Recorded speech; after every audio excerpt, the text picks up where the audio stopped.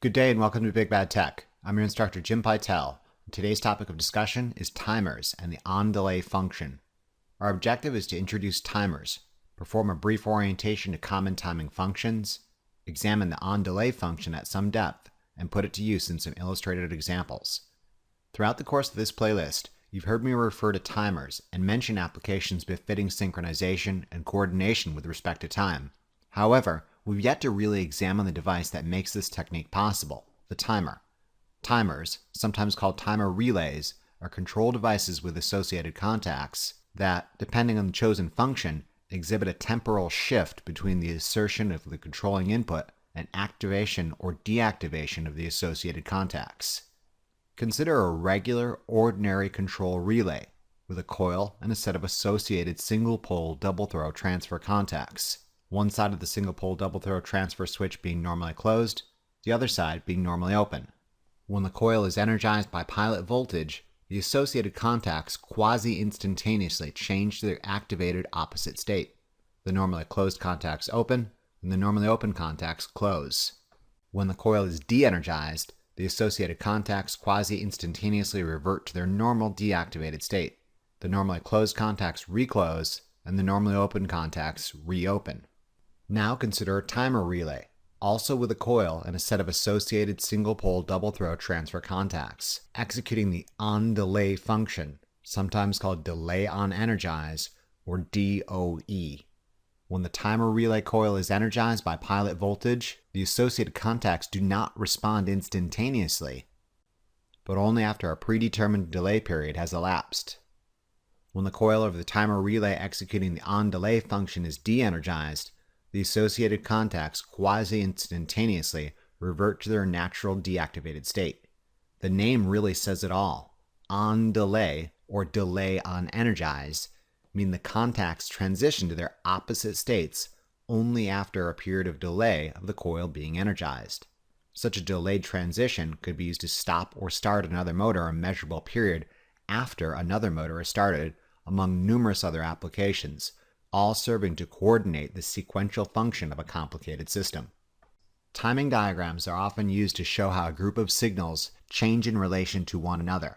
A timing diagram of a timer executing the on-delay or delay on energize function would look like this. When the controlling input is energized at this instant here, the associated contacts do not immediately switch to their opposite state. The normally closed contact remains closed, and the normally open contact remains open. Only after the predetermined delay period, T, has elapsed, do the contacts change states here. The normally closed contact opens, and the normally open contact closes. When the coil is de-energized here, the associated contacts quasi-instantaneously revert to their normal deactivated state. The normally closed contact recloses, and the normally open contact reopens. If the controlling input was de-energized prior to the delay period T elapsing, the contacts would not change states. Additionally, a regular on-delay function is ordinarily not cumulative, in that repeated actuation of the control input for periods less than the delay period do not accumulate over time. We'll examine other common timer functions that exhibit radically different behaviors in later lectures. Before we dive into on-delay timer examples, let's discuss some general timer background information.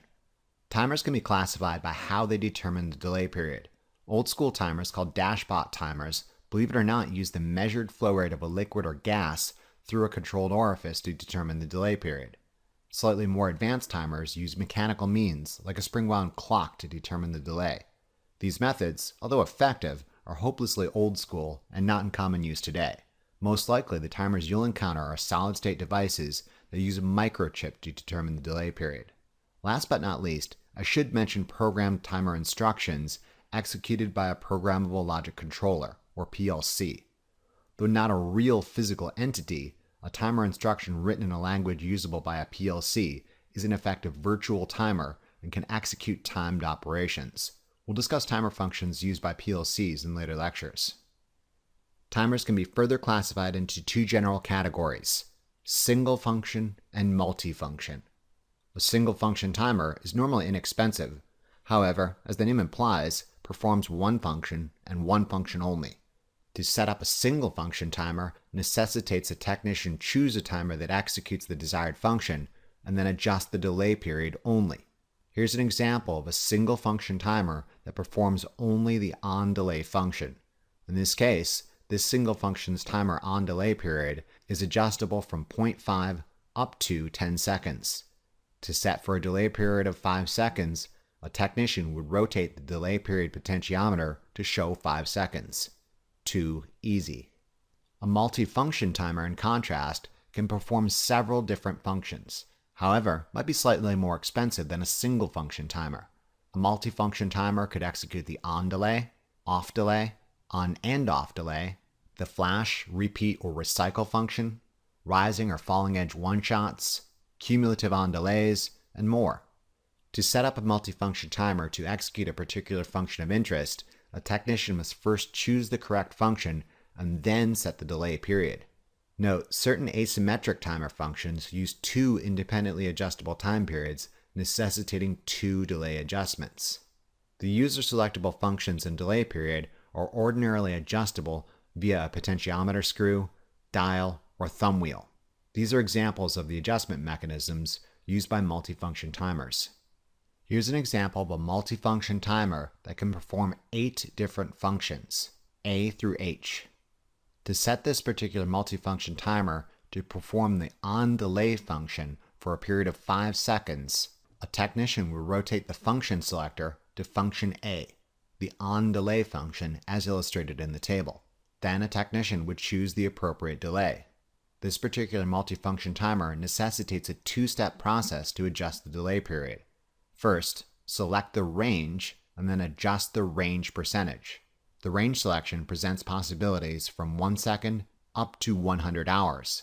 The percentage can then be used to fine-tune the delay period inside this range.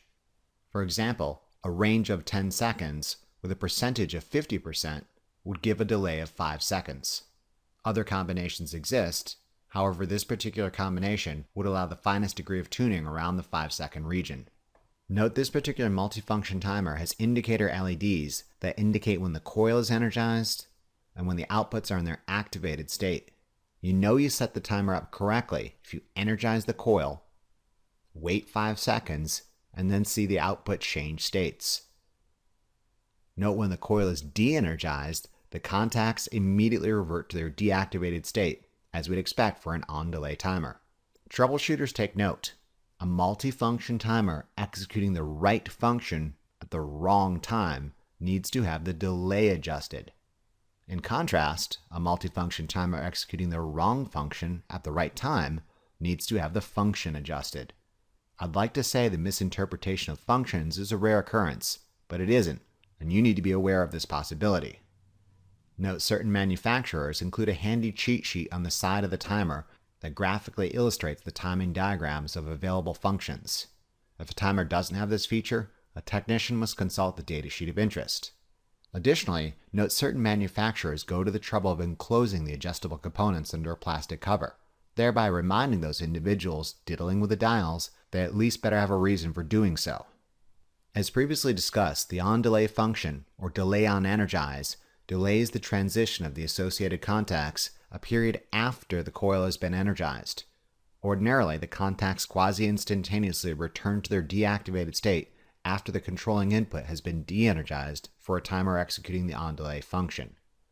Schematically, timer contacts executing the on-delay function are often illustrated using the symbol for a switch with an arrow modifier illustrating which action is being delayed. Here is the schematic symbol for a normally closed time open contact, often abbreviated NC-TO. The contact is drawn normally closed, NC. However, the arrow indicates the timed opening, TO, of the contact is delayed after the coil has been energized for a period. Here is the symbol for a normally open timed close contact, often abbreviated NO-TC. The contact is drawn normally open, NO. However, the arrow indicates the timed closure, TC, of the contact is delayed after the coil has been energized for a period. As helpful and informative as these schematic symbols are, for some reason they've fallen out of favor, and you may just see a contact associated with a timer illustrated as a regular normally closed or normally open contact. The ladder logic documentation should inform a reader that the contacts are executing the onDelay function. Note, due to the sheer variety of timer functions available, not every function has a handy schematic shorthand equivalent like this. However, I'll try to make use of these symbols for delay on energize contacts, since I find them pretty useful. While we're on the subject of contacts, it should be noted that terminal numbering of contacts associated with timer relays uses slight variation on numbering than that regularly employed by normal control relays. Consider a timer relay with a coil and 3 associated single-pole double-throw transfer contacts. One side of an associated contact is normally closed time open, the other side is normally open time closed. The coil of a timer relay is traditionally numbered A1 and A2. If the coil has an auxiliary input, it's often identified as aux, B, or in. We'll discuss timer functions that necessitate the use of auxiliary inputs in later lectures. On-delay timers, since they're pretty simple, ordinarily don't require an auxiliary input. However, be aware this is a possibility. Again, always consult the datasheet of interest for your particular timer. The first digit of a terminal identifies the associated contact, just like a regular control relay. The second digit identifies the contact's deactivated state. This is where things change a little bit. For a timed single-pole double-throw transfer switch, 5 identifies the common terminal, a 6 identifies the normally closed side, and an 8 identifies the normally open side. This terminal would be 1-5 since it's the common terminal of the first associated contact. This terminal would be 1-6 since it's the normally closed time open side of the first associated contact. This terminal would be 1-8 since it's the normally open time closed side of the first associated contact. The rest of the terminal numbers would be assigned as follows. For the second switch, it's 2-5, 2-6, 2-8. For the third switch, it's 3-5, 3-6, 3-8. If a timer relay makes use of electrically isolated single-pole, single-throw switches, terminal numbers might use a variation of this same scheme. The first digit of a terminal still identifies the associated contact. However, second digit pairing of 5-6 indicates the contact is normally closed, and a second digit pairing of 7-8 indicates the contact is normally open. These terminals would be 1-7, 1-8 because it's the first associated contact and it's normally open. These terminals would be 2-5, 2-6 because it's the second associated contact and it's normally closed. The rest of the terminal numbers would be assigned as follows. 3-5, 3-6 for the third switch being normally closed time open, and 4-7, 4-8 for the fourth normally open time closed switch. I'm not going to say this switch and terminal numbering methodology compared to regular control relays isn't confusing, because it is. However, the different terminal numbers would identify those contacts that execute time-based shifts and don't respond like regular normally closed and normally open contacts, even if the ladder logic diagram failed to use the schematic shorthand and if the description in any associated documentation escaped your notice. Before we discuss applications of the onDelay function, let's briefly examine other common timer functions. My intention in doing this walkthrough is not to confuse you, but rather to compare and contrast their behavior with one another. Repeated exposure to this topic is the best tactic because similar terms are employed for different functions, and it'd be a horrible mistake to confuse one function for another. Expect me to revisit this exact same walkthrough of common functions every time we have occasion to discuss a new one in depth. Recall that a timing diagram of a timer executing the onDelay or delay on energize function would look like this. When the controlling input is energized at this instant here, the associated contacts do not instantaneously switch to their opposite state. The normally closed time open contact remains closed, and the normally open time closed contact remains open. Only after the predetermined delay period T has elapsed do the contacts change states here. The normally closed time open contact opens, and the normally open time closed contact closes. When the controlling input is de-energized here, the associated contacts quasi-instantaneously revert to their normal deactivated state. The normally closed time open contact recloses, and the normally open time closed contact reopens. The on-delay timer could be used to turn another motor on a measurable time period after another has started. This is not the only function a timer is capable of executing. Other common functions include, but are not limited to, off delay, on and off delay, flash, recycle or repeat, positive or negative edge-triggered one-shots, and cumulative on delays. Compare this behavior to a timer executing the off delay function.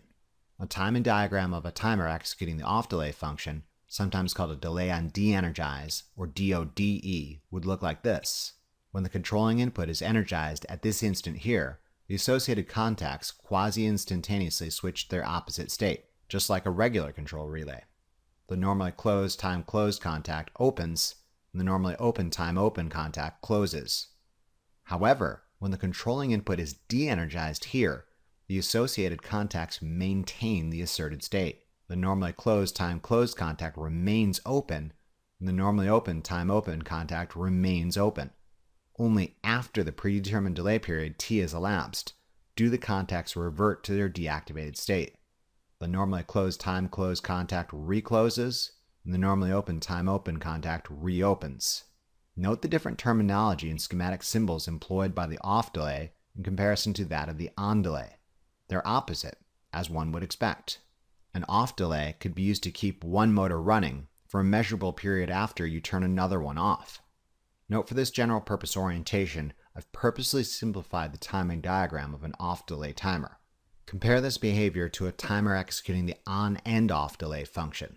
A timing diagram of a timer executing the on and off delay function would look like this. An on and off delay, as the name implies, executes a combination of the on delay and off delay function. When the controlling input is energized at this instant here, the associated contacts do not immediately switch to their opposite state.